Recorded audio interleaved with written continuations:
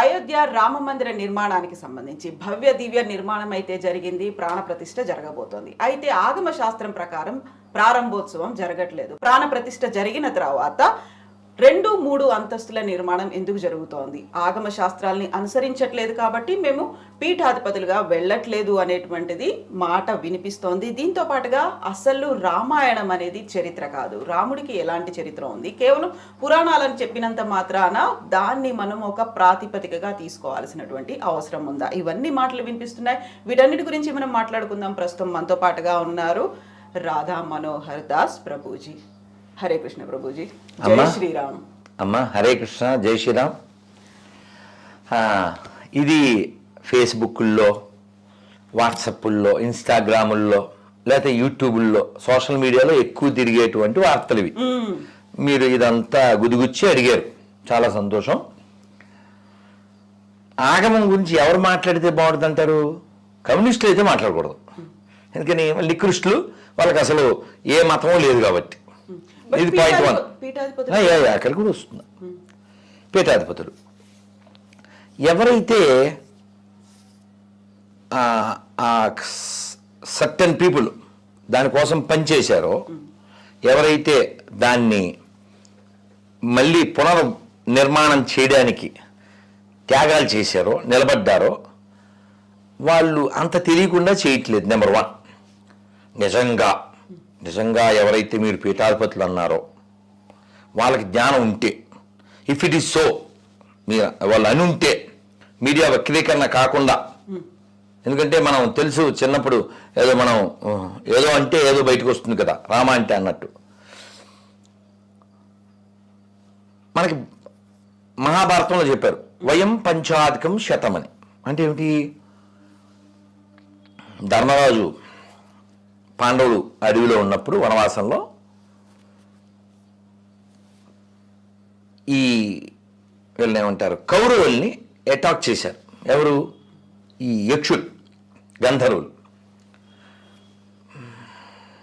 అర్జునుడు, భీముడు చపట్లు కొట్టి కాగల కార్యం గంధర్వులే చేశారు అన్నారు. కానీ ధర్మరాజు ఏమన్నాడు? మరి వాళ్ళకి మనకి జగడం ఉంది, కాదని చెప్పను, కానీ అది అది అది ఎప్పుడు మనం ఉన్నప్పుడు అది వాళ్ళు 100 మంది, మనం 5గురం. కానీ బయట వచ్చినప్పుడు మనం 105గురం. వయం పంచాధికం శతం. ఇది ధర్మరాజు ఇచ్చిన సూత్రం. నిజంగా మీరు వాళ్ళు అన్నది నిజమైతే, ఇఫ్ ఇట్ ఈస్ సో, వాళ్ళు ఎవరితో డిస్కస్ చేయాలి? ఫేస్బుక్లో అవి డిస్కస్ చేయకూడదు, ఫోన్లు చేయాలి. ఎవరికి సత్యం పర్సన్ చేయాలి. రోడ్డు ఎక్కారంటే అది పబ్లిసిటీ స్టంట్. అర్థమైందా? చెప్పడానికి కుదరలేదు అనుకుందాం. వీళ్ళ మాట వినని స్థితే ఉన్నప్పుడు వీళ్ళు మాట్లాడే ఉపకారం లేదు, వాతావరణం పాడు చేయడం తప్ప కదా. ఇంకో విషయం, భగవంతుడు దయామయుడండి. దయలేనోడు అసలు భగవంతుడే కాదు. ఎవరో మెసేజ్ పెట్టారు, మా దేవుడు నిన్ను ప్రేమిస్తున్నాడని. నేను చెప్పా, నన్ను ప్రేమించకపోతే వాడు దేవుడే కాదు, నేనే ప్రేమిస్తున్నాను కదా మనిషిని. నన్ను తిట్టినోను కూడా నేను సారంట. After just human being. మీ దేవుడు ఎలా ఉంటాడు కదా? కన్నప్ప, భక్త కన్నప్ప నీళ్ళు ఎలా పోసాడు కదా? కదా, ఏం పెట్టాడు? నైవేద్యం తిన్నాడు, మాంసం పెట్టాడు. మీరు శ్రీకృష్ణదేవరాయలు వారి అష్టదిగ్గజాల్లో ఆయన పేరు, ఒక కవి పేరు గుర్తులే, ఆయన ఈ తిన్నడ గురించి చెప్తారు. అప్పుడు అలా అడవిలో పడి ఉన్న శివలింగానికి ఇలాగా నోటితో శుభ్రం చేసి ఇలా చేసాడు అని. శివుడు అసలు ఏంట్రా తుప్పుకు బ్యాచా నువ్వు, నోటితో ఊసావు, ఇలా ఏమైనా మాట్లాడా? ఏంట్రా మాంసం తెచ్చి ఇలా అన్నాడా? అసుతోషుడు. భగవంతుడు అంటే సులభుడు, బెదిరించేవాడు గాడు కాదు. ఇది అది కాక రాముడికి సంబంధించిన విషయం టాపిక్ ఇది. రాముడు ఎవరిని క్షమించాడు? ఎవరైతే తన భార్యను ఎత్తుకెళ్ళారో ఆ రావణాసురుడికి ఏమన్నాడు తెలుసా? ఎవరో అడిగారు, ఏమండి మీరు విభీషణుడికి రాజ్యాభిషేకం చేశారు, ఆ సముద్రంలో నీళ్లు పోసేసేసి, ఏ ఊరది, మన రామేశ్వరం పక్కన ఉంది, ధనుష్కోటి. మరి ఇప్పుడు మీరు ఈయన సీఎం అని అనౌన్స్మెంట్ చేశారు, అక్కడ సీఎం ఇంకా చచ్చిపోలేదు.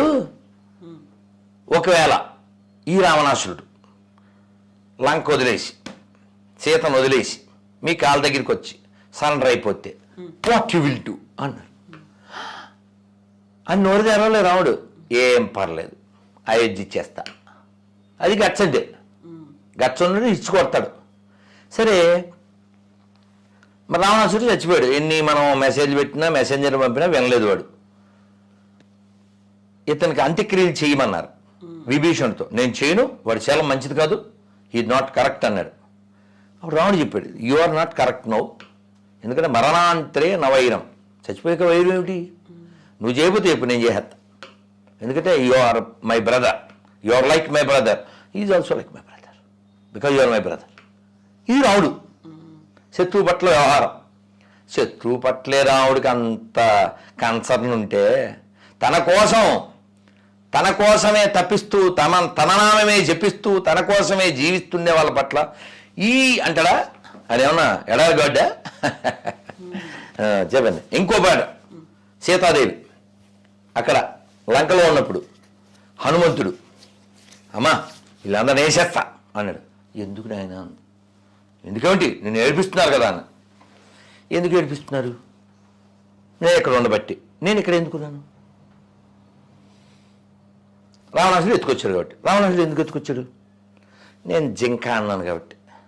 బికాజ్ ఆఫ్ జింక సీత వెంటూ లంక.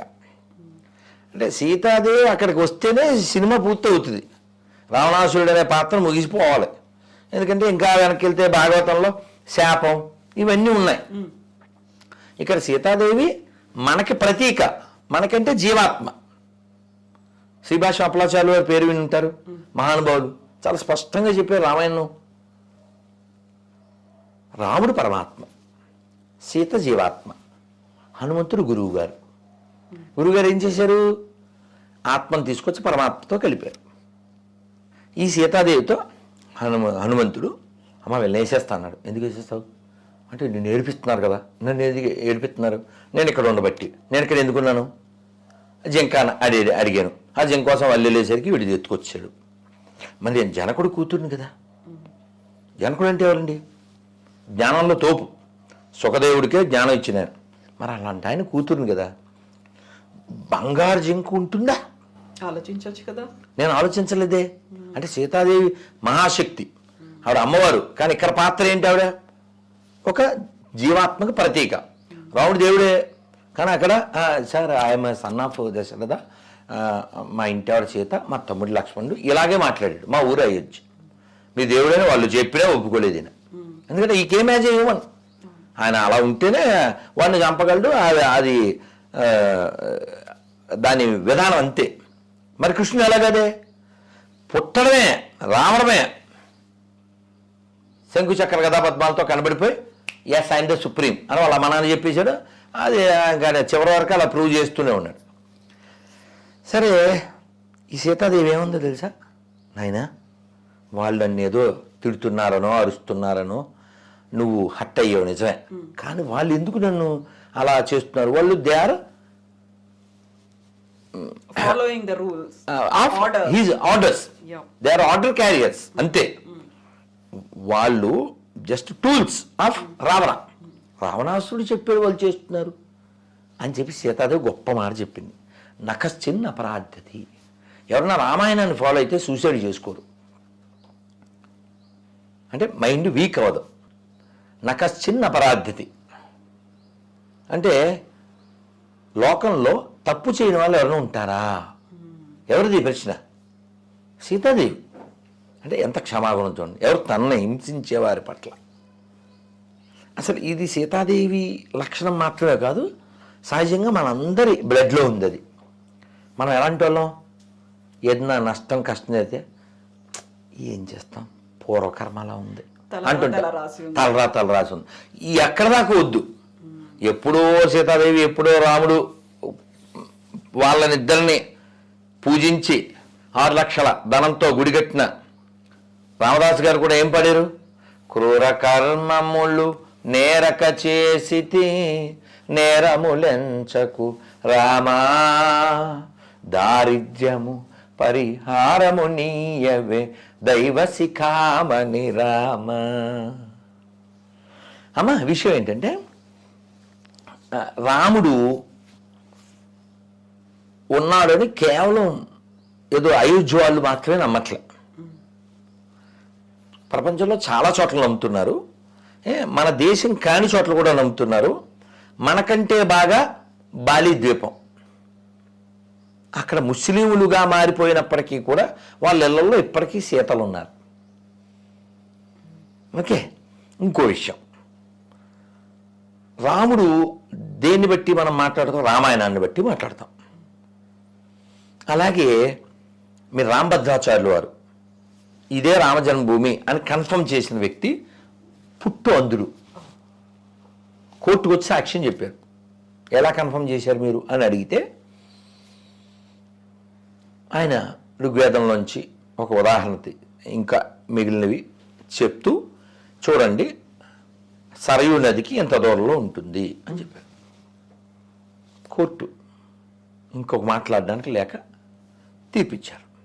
ఇంకోటి, పోని రామాయణమో లేకపోతే ఇంకోటి నువ్వు ఒప్పుకోకు కాసేపు, ఈ దేశానికి బాబర్కి ఏంటి సంబంధం? బాబర్ ఈజ్ డొకైట్, దొంగడు. తొగ్లకో డెకాయిట్, తైమూరో డెకాయిట్, టిప్పు సుల్తాను వాళ్ళ నాన్న dacoits who ruined thousands of temples. ఇప్పుడు దొంగోడికి మాకు సంబంధం ఏంటి? వాడి మతం ఏదైనా సరే, మందు మీ తమ్ముడు కొడితే ఏంటి, మా అన్నయ్య కొడితే ఏంటి, ఇద్దరు దొంగలే కదా. అది